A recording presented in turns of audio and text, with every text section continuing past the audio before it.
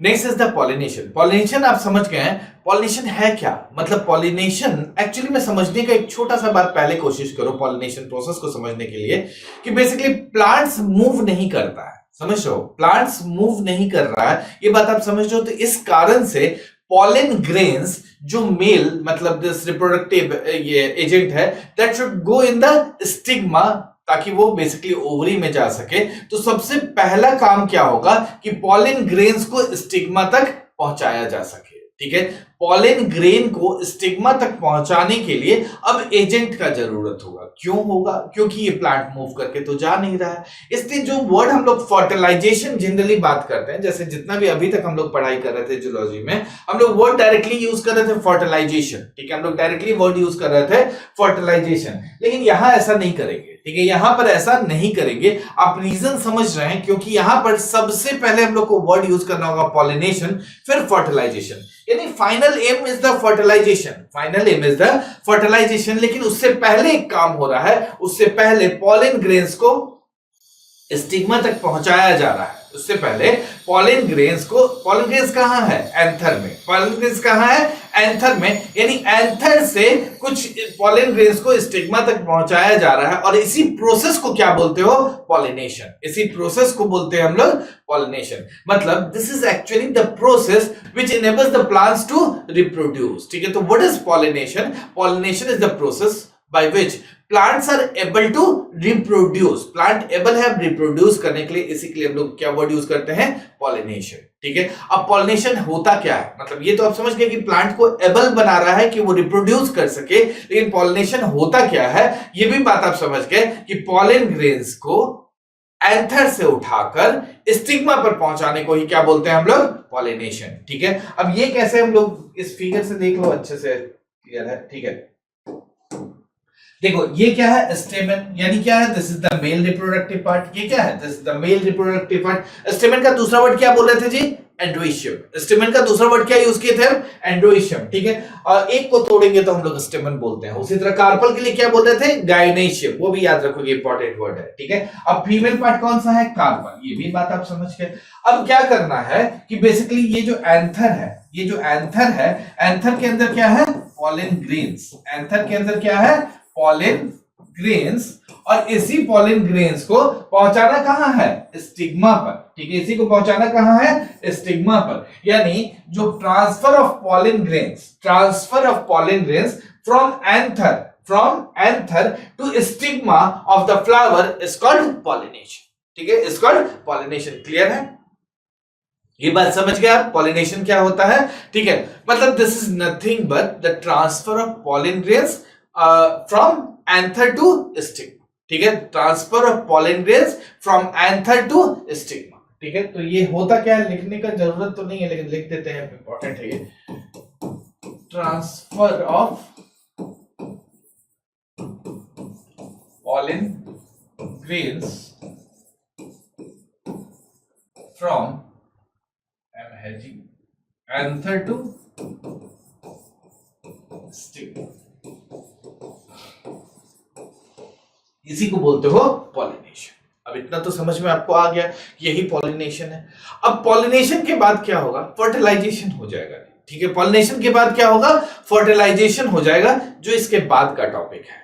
इसके बाद हम लोग पढ़ेंगे पॉलिनेशन के बाद फर्टिलाइजेशन। लेकिन इतना जब आप समझ गए कि बेसिकली पॉलिनेशन हो रहा है, तो आपको ये भी तो पता होना चाहिए कि पॉलिनेशन कितना तरह का होता है। क्या सारे प्लांट्स में पॉलन ग्रेन्स एक प्लांट से दूसरे प्लांट में जाता है, या कुछ ऐसा भी केस होता है कि सेम फ्लावर में ही पॉलिनेशन हो जाए? क्योंकि आप इतना तो जानते ही हैं कि बेसिकली एक ही प्लांट में ये देखो स्टिग्मा भी है और दिस स्टिग्मा भी है और दिस एंथर मतलब पॉलन ग्रेन्स वाला भी पार्ट है, यानी स्टेमन और कार्पल एक ही प्लांट में है, ठीक है, एक ही फ्लावर में है। इसका मतलब ये भी तो आप समझ रहे हो कि कहीं ऐसा तो नहीं होता है कि यहीं पर पॉलिनेशन होता है। इसका मतलब हमारा नेक्स्ट टॉपिक क्या होना चाहिए? टाइप्स ऑफ पॉलिनेशन, ठीक है। नेक्स्ट टॉपिक हमारा क्या होना चाहिए?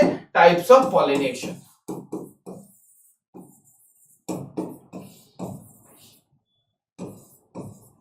टाइप्स ऑफ पॉलिनेशन, ठीक है। अब टाइप्स ऑफ पॉलिनेशन में समझो, दो तरह का पॉलिनेशन होता है। टाइप्स ऑफ पॉलिनेशन में समझने का कोशिश कीजिए, दो तरह का पॉलिनेशन होता है। एक होता है सेल्फ पॉलिनेशन और दूसरा होता है क्रॉस पॉलिनेशन, ठीक है, सेल्फ पॉलिनेशन और क्रॉस पॉलिनेशन। सेल्फ पॉलिनेशन समझ गए, अगर एक ही प्लांट में कुछ हो रहा है तो उसको क्या बोलोगे, पॉलिनेशन हो रहा है तो क्या बोलोगे, सेल्फ पॉलिनेशन। और दो डिफरेंट प्लांट में, दो डिफरेंट प्लांट्स के बीच के फ्लावर्स में अगर पॉलिनेशन हो रहा है तो क्या वर्ड यूज करोगे, क्रॉस पॉलिनेशन। यानी टाइप्स ऑफ पॉलिनेशन में भी दो तरह का पॉलिनेशन निकल के आ गया। पहला क्या बोले आप, सेल्फ पॉलिनेशन, सेल्फ पॉलिनेशन, और दूसरा वर्ड क्या यूज कर दिया, क्रॉस पॉलिनेशन। ठीक है, क्रॉस पॉलिनेशन। मेरा मतलब समझ गए कि अगर एक ही प्लांट है, एक ही प्लांट के फ्लावर्स में कुछ हो रहा है, पॉलिनेशन हो रहा है, तो उसको बोल दोगे सेल्फ पॉलिनेशन। अगर different flowers of different plants में पॉलिनेशन हो रहा है तो क्या वर्ड यूज कर दोगे, क्रॉस पॉलिनेशन। लेकिन यहां भी एक दिक्कत आ गया जी। ठीक है, सेल्फ पॉलिनेशन में भी हम आपको दो ऑप्शन दे रहे हैं। पहला ऑप्शन है एक ही फ्लावर है, एक ही फ्लावर है, उसी में कार्पल भी है, उसी में स्टेमन भी है, ठीक है, और उसमें पॉलिनेशन हो गया, मतलब एंथर से दिस पॉलिन ग्रेन्स निकला और वहीं स्टिग्मा में पहुंच गया, एक ही फ्लावर में। ठीक है, तो ये भी तो एक तरह का पॉलिनेशन है, तो ये भी तो एक ही फ्लावर के बीच में हो गया, एक ही फ्लावर में हो गया। मेरा बात समझ में आया। इसके अलावा एक और ऑप्शन समझने का कोशिश करो। एक प्लांट है, एक गमला में तुम प्लांट लगाती हो, ठीक है, गमला में प्लांट लगाती हो, उस प्लांट में दो फ्लावर है, उस प्लांट में दो डिफरेंट डिफरेंट फ्लावर है, एक ही प्लांट में, एक प्लांट में दो फ्लावर है और उनके बीच पॉलिनेशन हो गया, तो ये भी तो एक तरह का पॉलिनेशन ही हो गया। ठीक है, लेकिन यहाँ केसेस अलग है, यहाँ फ्लावर एक हो रहा है और उसमें फ्लावर दो हो रहा है। इसका मतलब सेल्फ पॉलिनेशन भी दो होता है, एक होता है ऑटोगैमी, ऑटोगैमी, और दूसरा कौन सा होता है, जिटनोगैमी। और जो क्रॉस पॉलिनेशन होता है ना, क्रॉस पॉलिनेशन होता है, उसके लिए वर्ड यूज करते हैं ज़ेनोगैमी, ज़ेनोगैमी। अच्छा, ज़ेनोगैमी तो कभी भूलने लायक वर्ड ही नहीं है, एक्स लगा हुआ है, कटकुट कर दिया यानी क्रॉस हो गया। ठीक है, कटकुट किया यानी एक्स लगा दिया यानी क्रॉस पॉलिनेशन हो गया, तो उसके लिए क्या वर्ड यूज कर देते हो, जिटनोगैमी। एक सेकंड रुक जाओ, एक इमेज से हम लोग देख लेते हैं इसमें क्या किए हैं। ये क्या है, ऑटोगैमी। ये क्या है, ऑटोगैमी, मतलब एक फ्लावर है, एक फ्लावर है, उसी में स्टेमन है और उसी में कार्पल है, दोनों में basically this pollen grain anther से उड़ा और स्टिग्मा पर चला गया, तो इसको क्या बोले आप, ऑटोगैमी। वहीं जिटनोगैमी में क्या है, देखो एक ही डाल है, ठीक है, एक ही प्लांट है, एक प्लांट का डिफरेंट डिफरेंट फ्लावर्स है, लेकिन पॉलन ग्रेन का ट्रांसफर किसमें हुआ है, ये देखो क्या दिखा रहा है, दिस इज एंथर, एंथर में मतलब पॉलन ग्रेन्स, और ये किसमें गया है, दिस इज स्टिग्मा में, तो इसको क्या बोलोगे, जिटनोगैमी। वहीं ज़ेनोगैमी किसमें दिखा रहा है, डिफरेंट फ्लावर्स में of different plants, different flower में ऑफ डिफरेंट प्लांट्स पॉलिनेशन हो जाता है, तो उसके लिए क्या वर्ड यूज करता है, ज़ेनोगैमी। चलो कोई दिक्कत है तो बता दो, हो गया, इतना ही था। ये क्लियर समझ में आ रहा है ना जी। अच्छा, एग्जाम में आपको क्या लगता है, क्या पूछना चाहिए एग्जामिनर को, खुद समझ लो ना कि इंपॉर्टेंट वर्ड कौन सा होगा, जिटनोगैमी। क्वेश्चन ज्यादा इसी से पूछा हुआ है। ठीक है, जिटनोगैमी क्या है अब समझ गए। ज़ेनोगैमी में क्या होगा, एक्स लगा हुआ है, क्रॉस है, याद रह जाता है ऐसे। ऑटो मतलब ऑटोमेटिक हो गया, तो ऑटोमेटिक एक ही फ्लावर्स में हो गया। जिटनोगैमी क्या है, different flower of the same plant, different flower of the same plant. यहां लिख भी दे रहे हैं, इंपॉर्टेंट भी है ये। ठीक है, डिफरेंट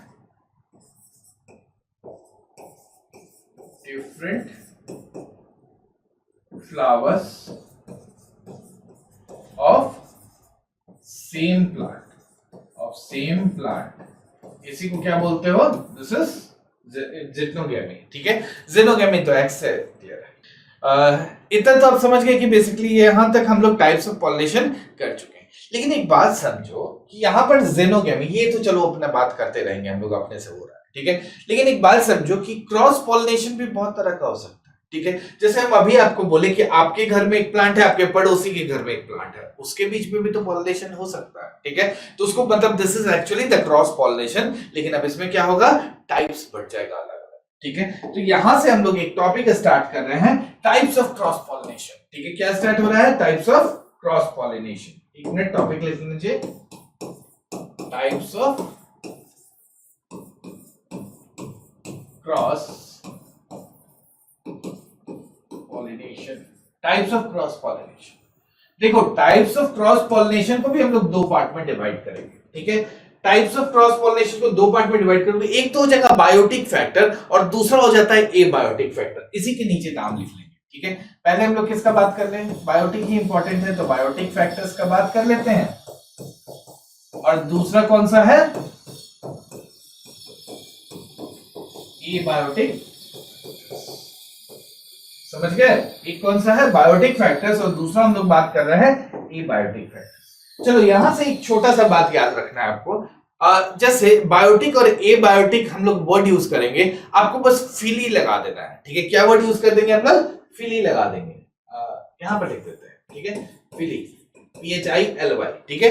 क्या करेंगे आप, फिली वर्ड यूज कर देंगे, ठीक है। जैसे जो पॉलिनेट कराएगा उसका नाम, उसका स्टडी के आगे फिली लगा देंगे। जैसे what is zoology, zoology is the study of animals. What is zoology, zoology is the study of animals, ठीक है। तो आप क्या किए, लॉजी हटाए और फिली जोड़ दिए, तो इसका मतलब जूफिली, ठीक है। क्या हो गया, पहला जूफिली, जूफिली, जूफिली, ठीक है, जूफिली पहला हो गया, यानी क्या हुआ, पॉलिनेशन बाय एनिमल्स, ठीक है।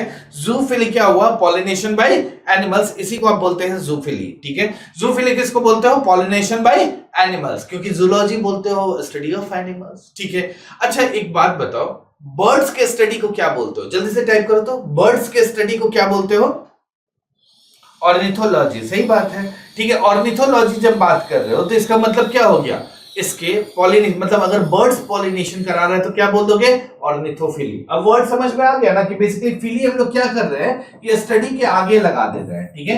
तो ऑर्निथोलॉजी आप क्या बोलते हो, बर्ड्स के स्टडी को, यहां पर हम लोग क्या बोल दे रहे हैं, ऑर्निथोफिली, ठीक है। उसी तरह से इंसेक्ट के स्टडी को आप क्या बोलते हो, इंटमोलॉजी। इंसेक्ट के स्टडी को क्या बोलते हो, इंटमोलॉजी। तो हम क्या बोले यहाँ पे, pollination by insects, pollination by insect. सबसे बड़ा पॉलिनेटिंग एजेंट का अगर इंसेक्ट्स में बात करो तो बीज का बात करते हैं, सबसे ज्यादा कौन होता है, बीज का बात करते हैं। इसका मतलब bees comes in the category of entomology, ठीक है। Bees comes in the category of entomophily, ठीक है। तो ये क्या हो गया, दैट इज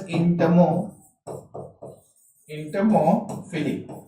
ये क्या हो गया, बीज का बात की, ठीक है, बीज बात की, सॉरी बीज हम वर्ड यूज करें, that is pollination by insects को क्या बोलोगे, इंटमोफिली। पॉलिनेशन बाय इंसेक्ट्स को क्या बोलोगे, इंटमोफिली, ठीक है। उसी तरह से चमगादड़ के स्टडी को, यानी बैट्स के स्टडी को कायरोप्टेरोलॉजी बोलते हैं। क्या बोलते हैं, कायरोप्टेरोलॉजी, ठीक है। तो उसके पॉलिनेशन को क्या बोलोगे, कायरोप्टेरोफिली,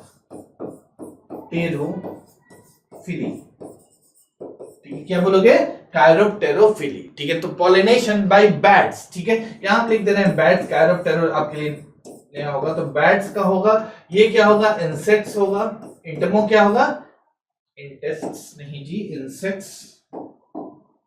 इंसेक्ट्स होगा, और ये ऑर्निथो क्या होगा, बर्ड्स होगा, बर्ड्स से पॉलिनेशन होगा। जू तो आप समझ रहे हो, दैट इज एनिमल्स हो, एनिमल्स से हो, ठीक है। तो ये हो गया आपका, दिस इज कुछ स्टडी का बाद आपको याद होना चाहिए, क्लियर है।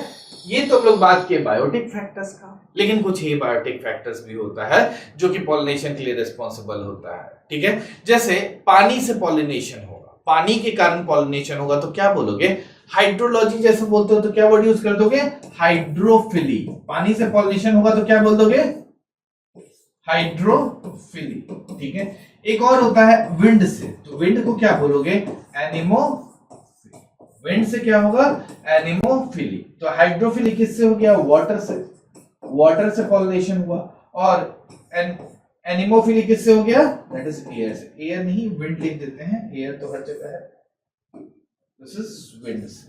तो विंड से पॉलिनेशन होगा तो क्या बोलोगे, एनिमोफिली, ठीक है। ये क्या हम लोग पढ़ रहे हैं, समझ में आ गया ना। हम लोग बोले types of cross pollination. Types of cross pollination को दो पार्ट में आप डिवाइड किए, एक को बोले बायोटिक फैक्टर और दूसरा को बोले एबायोटिक फैक्टर। बायोटिक फैक्टर में भी कुछ एग्जांपल देखे, हम बोले जनरली जिसका स्टडी होता है ना उसमें फिली लगा दो, ठीक है। इतना ही नहीं है, और भी होता है जी, हम लोग मेन बात कर रहे हैं, ठीक है। जैसे जूफिली बात की, आप एनिमल्स एंड जूलॉजी आप जानते हैं। ऑर्निथो मतलब ऑर्निथोलॉजी होता है बर्ड्स का स्टडी, तो हम बोले ऑर्निथोफिली। इंटमोलॉजी होता है इंसेक्ट्स का स्टडी, तो हम बोले इंटमोफिली। कायरोप्टेरोलॉजी होता है बैट्स का स्टडी, तो हम लोग बोले कायरोप्टेरोफिली। उसी तरह से एबायोटिक फैक्टर्स में हम लोग हाइड्रोफिली और एनिमोफिली का बात की। क्लियर है? चलो यहां तक हम लोग का बेसिक बात हो रहा था, क्लियर होगा। ठीक है, कुछ क्वेश्चंस है उसका आंसर दीजिए। ठीक है, जैसे हम लोग टॉपिक क्या पढ़ रहे हैं ये पता है ना, एंजियोस्पर्म का बात कर रहे हैं हम लोग। टॉपिक कौन सा बात कर रहे हैं? एंजियोस्पर्म। ठीक है, तो हम बोले कि बेसिकली लार्जेस्ट एंजियोस्पर्म कौन सा है जी? लार्जेस्ट एंजियोस्पर्म कौन सा? टाइप कीजिए, लार्जेस्ट एंजियोस्पर्म कौन सा है? जल्दी टाइप कीजिए, largest angiosperm, largest flower. Angiosperm मतलब क्या हुआ? फ्लावर। ठीक है, तो लार्जेस्ट एंजियोस्पर्म कौन सा है? रेफ्लेशिया। क्या है जी? रेफ्लेशिया। ठीक है, कौन सा होता है? This is rafflesia. क्लियर है? हम लोग किसका बात किए? लार्जेस्ट एंजियोस्पर्म कौन सा है? रेफ्लेशिया। देखो रेफ्लेशिया का एक छोटा सा कहानी समझो। रेफ्लेशिया में बेसिकली दिस पॉलिनेशन कैसे होता है? रेफ्लेशिया में पूरा स्टोरी क्या है कि रेफ्लेशिया बेसिकली बड़ा बड़ा सा प्लांट होता है। प्लांट होता नहीं, बड़ा सा, इतना बड़ा फ्लावर को क्या बोलते हैं हम लोग? रेफ्लेशिया। ठीक है, तो ये बड़ा सा सबसे बड़ा फ्लावर यही होता है, रेफ्लेशिया। रेफ्लेशिया में क्या होता है कि बेसिकली एलिफेंट आता है। देखिए जो साइज तो समझिए कि कितना बड़ा हम दिखा रहे हैं। ठीक है, तो एलिफेंट अपना टस डालकर इसमें से जूस सक करता है, इसमें से टस डालकर जूस सक करता है। ठीक है, तो बेसिकली उसके बाद उसमें मतलब एक रेफ्लेशिया से जाता है दूसरे रेफ्लेशिया में जाता है, जिसके कारण पॉलिनेशन हो जाता है। ठीक है, तो इसी को बोलते हैं, मतलब this is done by elephant. लेकिन यहां पर अगर आपसे बोलता है कि एलिफेंटोफिली है या जूफिली है, ये गलत हो जाता है। रीजन समझने के लिए, इसलिए ये कंफ्यूजिंग है, इसलिए हम इसके बारे में डिटेल कहानी बता रहे हैं। एलिफेंट के टस पर बेसिकली आपका this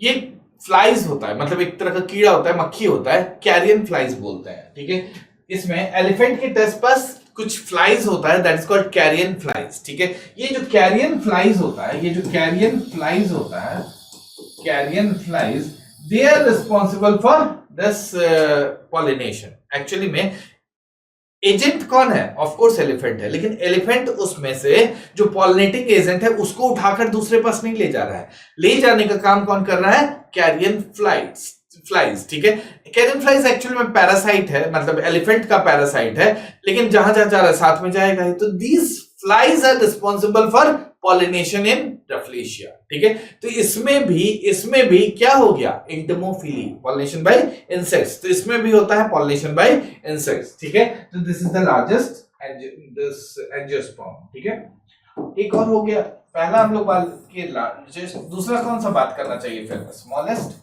which is the smallest angiosperm? Smallest angiosperm का नाम बताइए। देखो ये वोल्फिया का फ्लावर्स है। ठीक है, ये जो छोटू छोटू दिख रहा है ना, दिस इज वोल्फिया। ठीक है, हाँ सही बात है, वोल्फिया कौन सा दांत, बिल्कुल सही है, दिस इज वोल्फिया। एकदम छोटा छोटा फ्लावर्स होता है। तो बेसिकली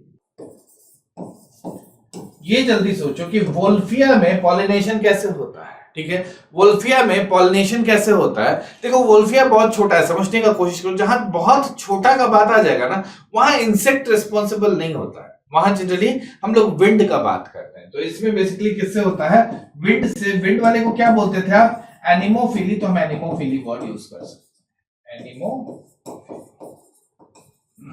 इसमें कैसे होता है? विंड से। ठीक है, ऐसे भी देखो ना, जैसे धान वान का खेत होता है, गेहूं चावल ये सब का होता है, तब क्या बोलते? खेत लहलहा रहा है। जब लहलहाता है तो क्या करता है? इसका मतलब क्या है? Agent is wind there also. ठीक है, वहां पे इंसेक्ट नहीं आता है। नहीं तो समझ लो कि गांव में पूरा खेत है, अब खेत के ऊपर अगर पूरा कीड़ा आ जाएगा तो उतना कीड़ा, मतलब समझ लो एक अलग ही माहौल हो जाएगा। ठीक है, तो वहां पर पॉलिनेटिंग एजेंट कौन हो जाता है? विंड। एक और इंपॉर्टेंट क्वेश्चन इसमें पूछता है अबाउट द लोटस। ठीक है, लोटस में पॉलिनेटिंग एजेंट कौन सा होता है? जल्दी बताइए तो, लोटस में पॉलिनेटिंग एजेंट कौन सा होता है? कौन सा फिली है बताओ जल्दी लोटस का? गुड, इंसेक्ट बोल रहे हो। ठीक है मिशन, सही बात है, इंसेक्ट करता है। देखो लोटस हमेशा लगता क्या है कि वाटर है। ठीक है, ये क्वेश्चन बहुत बार पूछा है कि लोटस को पॉलिनेट करने वाला कौन है। इस तरह का भी क्वेश्चन पूछा है, जो डिफिकल्ट है वो बता रहे हैं आपको। जैसे लोटस को pollination in lotus is carried out by, पहला था विंड, वाटर, इंसेक्ट, और फोर्थ था ऑल ऑफ द अबव। ठीक है, ऑल ऑफ द अबव नहीं होगा, ठीक है, ऑल ऑफ द अबव नहीं होगा। लोटस को एक्चुअली में इंसेक्ट ही पॉलिनेट करता है। लोटस पानी के ऊपर रहता है, पानी के अंदर नहीं। जो पानी के अंदर रहने वाला है, मतलब वाटर मरीन, मतलब दिस प्लांट्स है, उसमें अगर पॉलिनेशन का बात करोगे तो that pollination can be done by water, ठीक है, उसमें बोलोगे हाइड्रोफिली, ठीक है। जब लोटस क्या है, लोटस का फ्लावर, जो बेसिक फ्लावर क्या है, this is the reproducing unit, ठीक है, और ये बेसिकली पानी के ऊपर है, तो यहां पर पानी काम नहीं करता है। दिस इज द इंसेक्ट, यानी क्या हो गया, दिस इज इंटमोफिली, ठीक है, इंटमोफिली, ठीक है, फिली, ठीक है, तो ये कौन काम कर रहा है, इंटमोफिली।